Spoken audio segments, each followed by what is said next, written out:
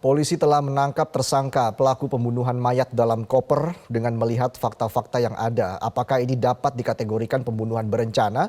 Untuk membahasnya telah terhubung bersama kami psikolog forensik Reza Indragiri. Selamat sore, Bang Reza.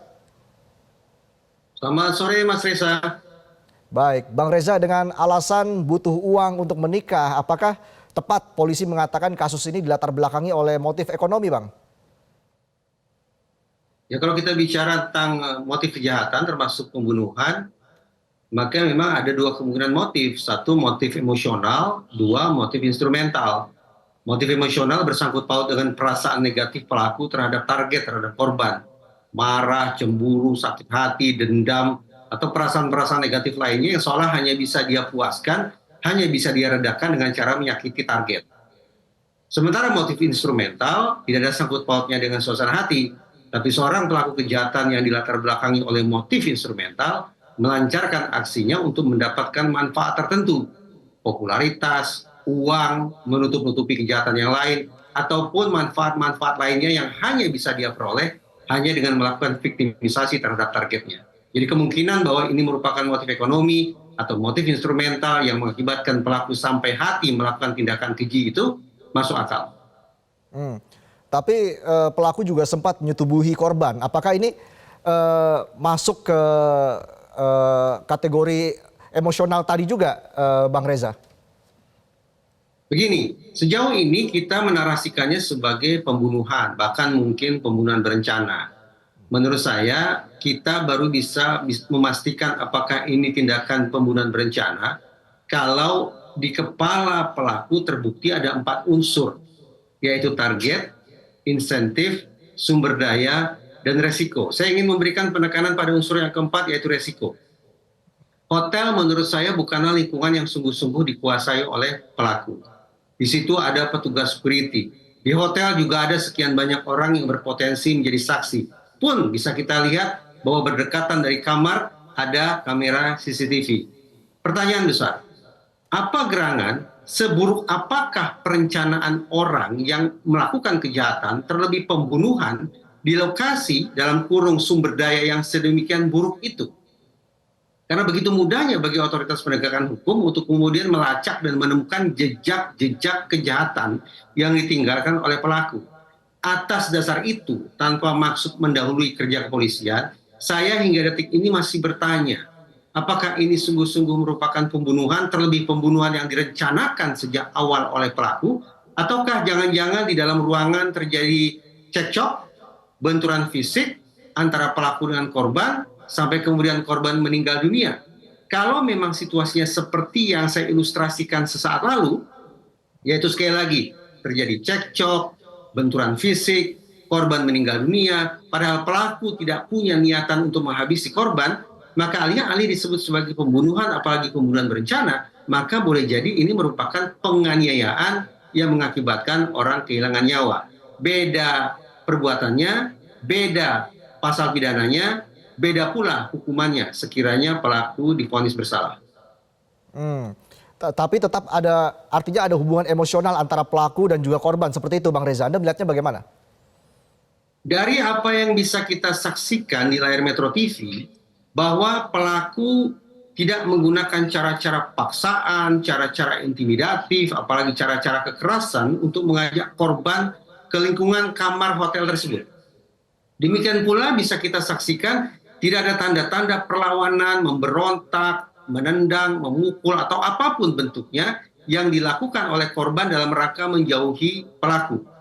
Atas dasar itu, saya membayangkan bahwa boleh jadi pelaku menggunakan modus berupa grooming behavior. Sekali lagi, ini kita asumsikan seandainya sejak awal pelaku memang berniat untuk memviktimisasi korban, yaitu dia menggunakan grooming behavior.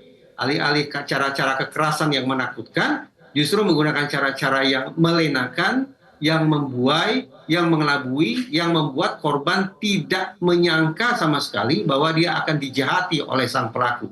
Tampaknya itu yang bisa kita tafsirkan dari rekaman CCTV yang terlihat di Metro TV. Jadi ini sebenarnya ada motif emosional, lalu juga termasuk di sini motif instrumentalnya juga, Bang Reza. Bagaimana saya katakan tadi, dua kemungkinan itu bisa saja karena memang dua motif itulah yang berlangsung pada situasi kejahatan, yang berlangsung di kepala pelaku kejahatan. Yang mana gerangan yang lebih dominan, motif emosionalkah atau motif instrumentalkah? Ini yang merupakan salah satu hal yang juga mungkin patut diinvestigasi oleh pihak kepolisian. Kendati sesungguhnya dalam proses pidana, pengetahuan atau terungkapnya motif bukan merupakan kunci bagi berlanjutnya proses penegakan hukum. Anggaplah kita tidak bisa mengungkap motifnya, tetapi sepanjang pihak kepolisian berhasil memastikan bahwa tindakan pidana tersebut dilakukan oleh pelaku, maka proses hukum berlanjut dan kemungkinan vonis bersalah apabila terbukti secara sah dan meyakinkan.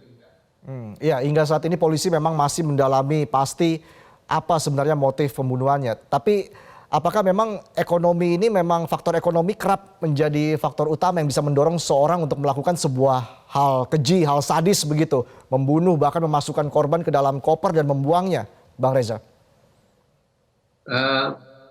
Bahwa ada orang yang melakukan tindakan pembunuhan yang dilatar belakangi oleh kebutuhan finansial, ada satu hal yang sangat masuk akal dan saya pikir bukan sungguh-sungguh hal yang luar biasa.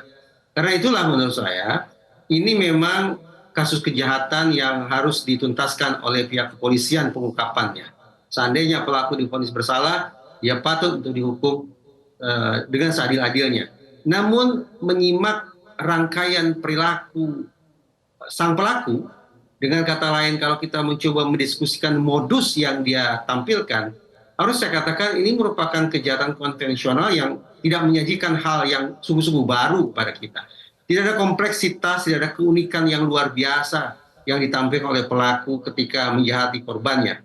Seperti pelaku kejahatan lainnya, ada dua misi. Misi pertama, bagaimana menghabisi korban. Misi kedua, bagaimana menjauhi proses pertanggungjawaban pidana. Merusak CCTV misalnya, mempengaruhi para saksi, membangun alibi, menghilangkan barang bukti, misalnya barang bukti berupa tubuh korban. Itu hal-hal tipikal yang akan dilakukan oleh, bisa dikatakan seluruh pelaku kejahatan ketika kita asumsikan mereka rasional, ketika kita asumsikan mereka waras. Tidak ada suatu hal yang luar biasa, kendati tetap ini merupakan kasus kejahatan yang harus diungkap hingga tuntas oleh otoritas penegakan hukum.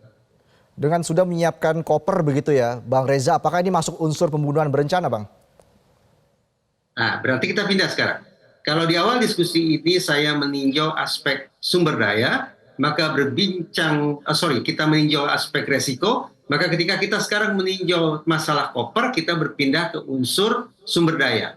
Bahwa boleh jadi koper merupakan sumber daya yang digunakan oleh pelaku untuk melancarkan aksi kejahatan hingga tuntas. Spesifik, koper merupakan alat yang nantinya akan ia gunakan untuk menghilangkan barang bukti. Tapi tetap perlu juga dicek, adakah kemungkinan bahwa koper itu berada di kamar sejak awal barangkali untuk kepentingan yang tidak ada sangkut pautnya dengan menghilangkan tubuh korban.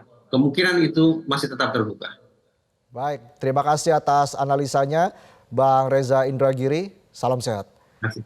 Jelajahi cara baru mendapatkan informasi. Download Metro TV Extend sekarang.